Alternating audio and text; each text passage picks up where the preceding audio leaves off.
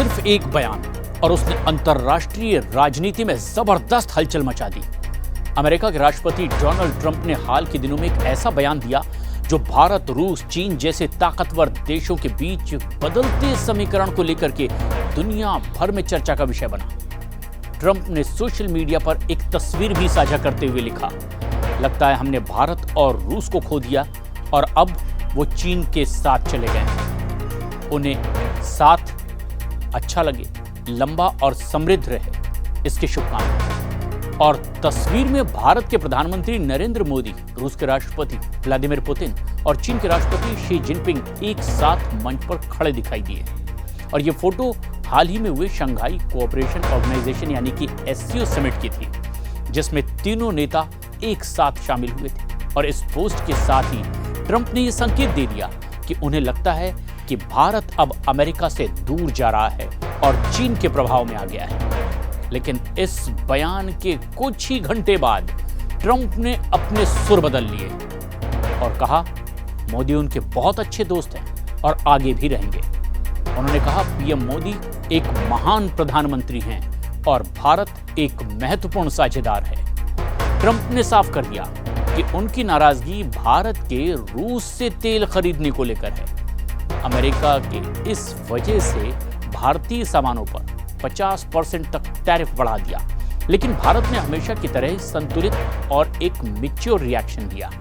प्रधानमंत्री नरेंद्र मोदी ने ट्रंप के दोस्ती वाले बयान पर एक शालीन प्रतिक्रिया देते हुए कहा कि वो उनकी भावनाओं की कदर करते हैं और इसे पूरी तरह से वो साझा करते हैं। विदेश मंत्रालय ने ट्रंप के पहले बयान पर कोई सीधी प्रतिक्रिया नहीं दी, लेकिन ये साफ कर दिया कि भारत की विदेश नीति स्वतंत्र और राष्ट्रीय हितों के मुताबिक चलती है। भारत ने हमेशा से ये साफ किया है कि वो किसी के भी दबाव में आकर कोई फैसला नहीं लेता, चाहे वो रूस से तेल खरीदने का मसला हो या फिर किसी सैन्य साझेदारी का मुद्दा ही क्यों ना हो। भारत अपने सारे फैसलों में आत्मनिर्भरता और स्वायत्तता देखता है। दुनिया भर में ट्रंप के इस बयान को लेकर के तीखी प्रतिक्रियाएं भी सामने आई। कई अंतर्राष्ट्रीय विशेषज्ञों और पूर्व राजनयिकों ने इस बयान को जल्दबाजी भरा, गैर राजनयिक और एक तरह से घबराहट का संकेत भी बताया। अमेरिकी मीडिया और थिंक टैंक्स ने भी ट्रंप की टिप्पणी को एक तरह से इसी तरह का हड़बड़ाहट में दिया गया बयान बताया।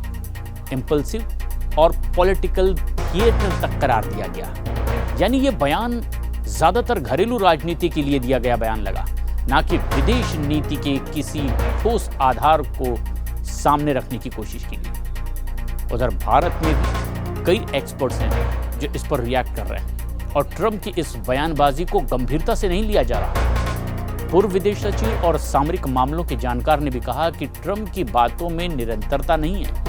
वे कभी भारत को महान बताते हैं, कभी वो कहते हैं कि भारत चीन की ओर चला गया है। असल में भारत की स्थिति बिल्कुल साफ है। भारत चीन के साथ भी संवाद रखता है और रूस से उसके पुराने संबंध भी हैं और अमेरिका के साथ उसकी सामरिक साझेदारी लगातार गहरी होती जा रही है। और ये सब एक संतुलित और परिपक्व विदेश नीति के तहत हो रहा है। शंघाई कोऑपरेशन ऑर्गेनाइजेशन जैसे मंच पर भी भारत को ये मौका देते हुए उन्होंने दुनिया की बहुध्रुवी राजनीति में अपनी स्वतंत्र मौजूदगी पर बयान दिया था। और भारत ने यह जाहिर कर दिया कि वो किसी के पाले में नहीं है, बल्कि वो स्वतंत्र रूप से अपने फैसले लेता है। और ये भारत की ताकत है। वो पश्चिमी ताकतों से दोस्ती बनाए रखते हुए पूर्वी देशों के साथ भी संवाद कायम रखता है। और इस घटनाक्रम में एक बार फिर से ये पूरी तरह से साफ हो गया कि भारत की कूटनीति अब किसी एक ध्रुव पर नहीं टिकी हुई है। भारत अमेरिका का मित्र है, लेकिन वो रूस और चीन से संवाद करना भी अपना अधिकार समझता है।